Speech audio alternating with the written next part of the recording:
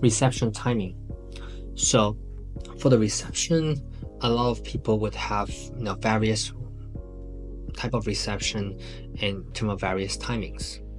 In general, the rules of thumb is that if you have a guest list of between 80 to 150, which I would assume to be the majority of our weddings, we typically allocate about 3 hours for reception coverage.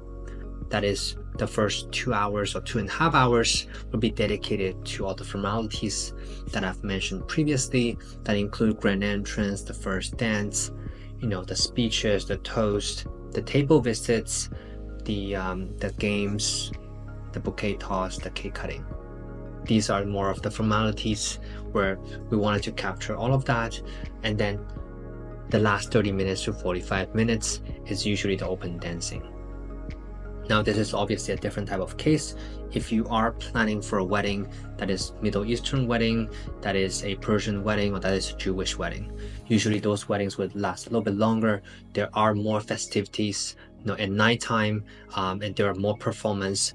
More people are really excited about, their dance and everything. So we tend to stay a little bit longer to make sure that we capture all of those fun. In addition to that, if you're planning for an Indian wedding or anything like that, certainly there are a lot more, dancing, a lot more performance. Let us know and we will stay for additional amount of time if that is what you need.